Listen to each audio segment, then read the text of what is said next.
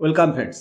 সমস্ত দর্শক মণ্ডলী, সমস্ত সরকারি কর্মচারী, শিক্ষক শিক্ষিকা, শিক্ষাকর্মী, পেনশন হোল্ডার সবাইকে স্বাগত। আজকে ডিএ নিয়ে যে খবর এসেছে সেটা নিয়ে আপনাদের সঙ্গে আলোচনা করব। রাজ্য সরকারি কর্মচারীদের ডিএ ইস্যুতে আবার নড়ে চড়ে বসেছে পশ্চিমবঙ্গ সরকার, এমনই খবর উঠে আসছে। সুপ্রিম কোর্টের অন্তর্বর্তী নির্দেশ মেনে 25% বকেয়া ডিএ মেটানো সংক্রান্ত এক গুরুত্বপূর্ণ পদক্ষেপ নিতে চলেছে নবান্ন। যদিও এই নির্দেশের বিরুদ্ধে ইতিমধ্যে সর্বোচ্চ আদালতে মডিফিকেশন চেয়ে আবেদন করেছে রাজ্য, তবে শুনানির দিন এখনো নির্দিষ্ট হয়নি। তার আগে আদালত অবমাননার পরিস্থিতি এড়াতে এই অন্তর্বর্তী নির্দেশ আংশিকভাবে মানতে প্রস্তুত সরকার, এমনই খবর উঠে আসছে। সাম্প্রতিক সুপ্রিম কোর্ট অন্তর্বর্তী নির্দেশ দিয়েছে যে পশ্চিমবঙ্গ সরকারকে তাদের সরকারি কর্মচারীদের ডিএর অন্তত 25% মেটাতে হবে। আদালত স্পষ্ট জানিয়েছে রাজ্য সরকারি কর্মচারীদের অধিকার হিসাবে ডিএ প্রদান করা অত্যাবশ্যক।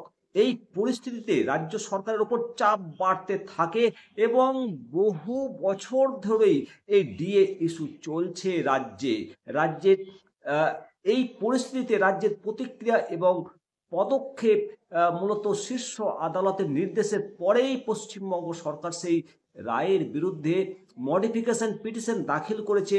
অর্থাৎ তারা চায় যে পূর্বের আদেশের কিছুটা পরিবর্তন করে নতুন করে পর্যালোচনা করা হোক। তবে এখনো পর্যন্ত সেই আবেদন শুনানির দিনক্ষণ ঠিক হয়নি। এই অবস্থায় আদালত অবমাননার অভিযোগ যাতে না ওঠে সেই কারণে অন্তর্বর্তী যে আদেশ 25% বকেয়া পরিশোধ করার একটা রূপরেখা তৈরি করছে সরকার।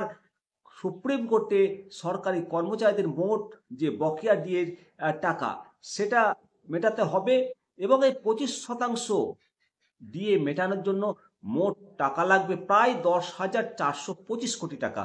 30শে জুনের মধ্যে এই টাকা দিতেই হবে রাজ্যকে। সূত্র দাবি করছে যে টাকার একাংশ জোগাড়ের জন্য রাজ্য সরকার খোলা বাজার থেকে ঋণ সংগ্রহের প্রস্তুতি শুরু করেছে। অর্থ দপ্তর সূত্রের যে খবর, রাজ্যের আর্থিক সংকটের মধ্যে এছাড়া রাজ্য সরকারের কাছে বিকল্প কোনো পথ নেই এবং সূত্র দাবি করছে যে আপাতত ঋণপত্র ছেড়ে খোলা বাজার থেকে 4,300 কোটি টাকা তোলার প্রস্তাব বিবেচনা করেছে রাজ্য। এই ঋণের টাকা কিভাবে খরচ হবে আইনে তার নির্দিষ্ট কোনো বিধি নেই। প্রয়োজন মতো সরকার এই মূলধনী টাকা বিনিয়োগ বা কর্মচারীদের বেতন মেটাতে খরচ করতে পারে। চলতি আর্থিক বছরে রাজ্য বাজেটে খোলা বাজার থেকে 81,972 কোটি 33 লক্ষ টাকা ঋণ সংগ্রহের লক্ষ্যমাত্রা স্থির করা হয়েছে।